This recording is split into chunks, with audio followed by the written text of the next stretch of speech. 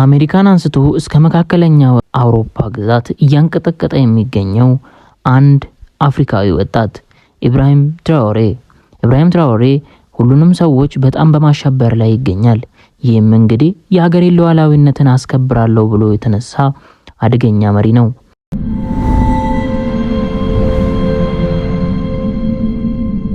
አሁን ላይ እንዴት የሀገሬን መብት አስከብራለሁ ብለ ተነሳ ብለው የፈረንሳይና የአሜሪካን አንዳንድ አመራሮች የፍጥኝ ቆመው ተያይዙታል። ነገር ግን ትራኦሬ ለነሱ ምንም አይነት ክብር እንደሌለውና የተለያዩ ሶርሶቹን ከሀገሩ እየነጠቁ እየወሰዱበት እንደሆነ ስለተረዳ እያንዳንዱን ዜጋዎች ከሀገሩ ለቀው እንዲወጡ እያስገነዘበ ይገኛል። ምክንያቱም ትራኦሬ ከጀመርኩ በኋላ ማንም ሰው አያቆመኝም ብሎ ስለሚያስብ ነው። ታዲያ በዚህ የተነሳ አንዳንድ መላምቶች እንደሚያሳዩት ከሆነ አብዛኛው ሰዎች ታሪክ ሊደገም ነው፣ የኡሳማ ቢንላዲንና የአንዳንድ የአፍሪካ ጀግና የሆኑ መሪያት ግድያ ድጋሚ ሊደገም ነው እያሉ ሲዘባበቱ ይሰማል። ቢሆንም ግን ትራኦሬ አሁንም ወደ ኋላ የሚመልሰው ምንም ነገር የለምና ከበፊቱ ባለፈ መንገድ ወጥሮ ይዟቸዋል። ነገር ግን ትራኦሬ ስቲል የሀገሩ ህዝቦች እየጠበቁት ሲሆኑ ማንም ሰው ወደሱ አካባቢ መድረስም ሆነ መጠጋት እንዳይችሉ አድርጎ ገድቦ ይዟቸዋል። ምክንያቱም ህዝብ ከወደደ ነው፣ ከጠላም በዛው ልክ ጠላ ነው።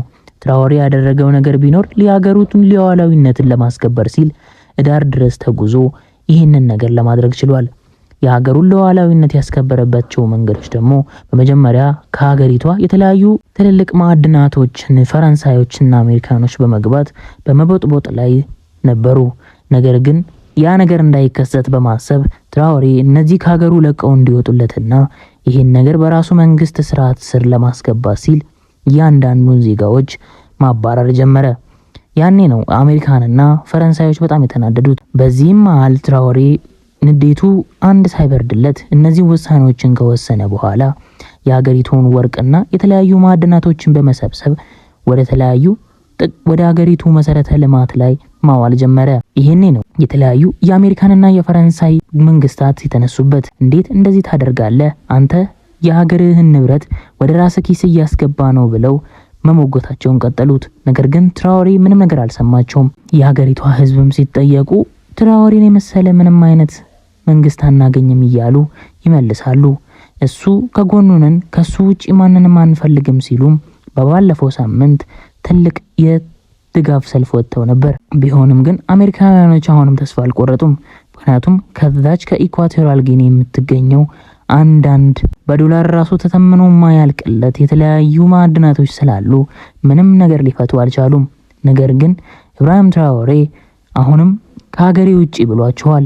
በሚቀጥለው ሳምንት ከራሻው አቻቸው ፑቲን ጋር ይገናኛሉ ተብሎ ሲገመት ይህም የሚያደርጉት ውይይት የሀገሩን ሉዓላዊነት እንዴት አድርጎ ማስጠበቅ እንዳለበትና ከዚህም በተጨማሪ የተለያዩ እርዳታዎችን ለመቀበል ነው ሲባል እየተወራ ይገኛል። ቢሆንም ግን ትራኦሬ እርዳታን የማይፈልግና በራሱ የቆመ አምባገነን የሆነ መንግስት ነው። ይህ አምባገነንነቱን ነው ደግሞ ለሀገሪቱ እድገት ሲል ነው። ቢሆንም ግን አንዳንድ ይሄ ስርዓቱ ያልተመቻቸው የአሜሪካንና የፈረንሳይ ዜጋዎች ይሄ ሰውዬ አሸባሪና የኡሳማ ቢንላዲን ጀርባ ነው እያሉ አሁንም እየሞገቱ ይገኛሉ። ቢሆንም ግን ትራኦሬ ከሀገሩ ውጪ ማንንም ባለማስቀደም ሀገሪቷ ላይ የተለያዩ የመሰረተ ልማቶችን በማስፋፋት ሀገሩን ከተለያዩ ሀገራት ቀደም በዚህ በተመረጠበትም በትንሽ አመታቶች ውስጥ ለሀገሩ ትልቅ ነገርን ሰርቷል። ትልቅ ለውጥም አምጥቷል። የተለያዩ መሰረተ ልማቶችን፣ የደሞዝ ማሻሻያዎችን እና የጤናና የምግብ ስርዓቶችንም ለማስተካከል ችሏል። በዚህም ምክንያት በቀን አንዴ ብቻ ይበላባት የነበረችውን ሀገር ሶስቴ እንዲበሉ ለፍቶ እየሰራ ይገኛል። ይህም የሀገሪቱን ማዕድን ባለመሸጥ ነው።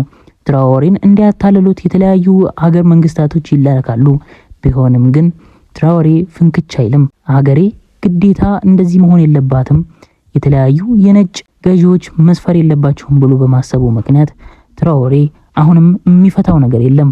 ነገር ግን ትራምፕም ሆነ ኢማኑኤል ማክሮን በጣም ብዙ የሆኑ የአፍሪካ መሪያቶችን ትራኦሬን እንዲያታልሉ የተለያዩ በጣም ብዙ ብር በመመደብ ወደዛ አካባቢ ይልኳቸዋል። ነገር ግን ምንም ነገር ሳይሳካ ፌል እያደረገ ይመለሳል። አሁን ላይ አሜሪካ ማድረግ የምትችለው ይሄን ሰውዬ ድራሹንና ደብዛው ማጥፋት ነው። ቢሆንም ግን ትራኦሬ ጠባቂዎቹ ብዙ ናቸው። እንኳን እዚህ አይደለም ሙሉ ከተማውም ይጠብቀዋል። ቢሆንም ግን ትራኦሬ አሁንም በተጠንቀቅ ነው ጉዞን እያደረገ ያለው። አንዳንድ የአሜሪካ ሰላዮች እንደሚናገሩት ከሆነ ሲአይኤ እና ኤፍቢአይን በመጠቀም ይህን ሰውዬ እንደ ኦሳማ ቢንላዲን አንገቱን ይዘን ጉድ እንሰራዋለን ብለው እያሰቡ ይገኛሉ። ቢሆንም ግን ትራኦሬ ይሄ ነገር እንዳይከሰት የተለያዩ ቅድመ ሁኔታዎችን በማዘጋጀትና በመዘጋጀት ላይ ይገኛል። በጣም ብዙ ጊዜ እቺ ሀገር ሀብቶቿ ተዘርፈዋሉ። ማዕድኖቿ፣ ነዳጇ፣ ሁሉ ነገር ሳይቀር ተዘርፋለች። ቢሆንም ግን ያን የሚያስመልስ መንግስት ባለመኖሩ ምክንያት ሀገሪቷ በጣም ዘግጣና ወርዳ ነበረ። ቢሆንም ግን ይህ የሀገሪቷ ብርቅዬ የሆነ ልጅ ተነስቶ ሀገሬ እኔ ያለሁልሽ የማንም መጫወቻ አትሆኝም ብሎ ተነስቶ አንድ በአንድ እየገረፈ ያስወጣ ይገኛል። ቢሆንም ግን አንዳንድ ተቃውሞዎች እየደረሱበት ይገኛሉ። በጣም ብዙ የውጭ ሀገር ዜጋዎች ታስረው ይገኛሉ። እባክህ ልቀቅልን አሊያም ደግሞ የራሳችንን እርምጃ እንወስዳለን እያሉ የተለያዩ ዜጎች ያስፈራሩታል። ቢሆንም ግን ትራኦሬ የሚሰማቸው ነገር የለም። አፍሪካ ውስጥ አንድ ጀግና መሪ ከተፈጠረ በኋላ ያን ጀግና መሪ ለማዳከም የማያደርጉበት መንገድ የለም። ፊደል ካስትሮን ለማስገደል በጣም ብዙና ብዙ ነገሮች ተሲረው ነበር። ቢሆንም ግን ፊደል ካስትሮም የሚያገናዝብ ሰው ስለነበረ ለመትረፍ ችሏል። ይህ የትራኦሬው ታሪክ እንዳይደገም እያሉ በጣም ብዙ አፍሪካውያንና የአፍሪካውያን ፈሪ መሪዎች እየተናገሩ ይገኛሉ። ቢሆንም ግን ትራኦሬ ወደ ኋላ ፍንክች የሚል ሰው አይደለም። አሁን ላይ ትራኦሬ ከጎን ቁሙ እያለ የአፍሪካ መሪዎችን ቢያስገድዳቸውም እያንዳንዳቸው ከንቀትና ከመፍከፍራቸው የተነሳ ምንም አይነት መልስ ላይ መልሱለት ዝም እያሉት ይገኛሉ። ቢሆንም ግን ትራኦሬ አሁንም እስካሁንም ድረስ እነዚህን ሰዎች እየተጋፈጠ ይገኛል። መጨረሻውን በሚቀጥለው ሳምንት እናቀርብላችኋለን። ለቻናሉ አዲስ ሆናችሁ ሰብስክራይብ በማድረግ ቤተሰብ መሆን ይችላሉ።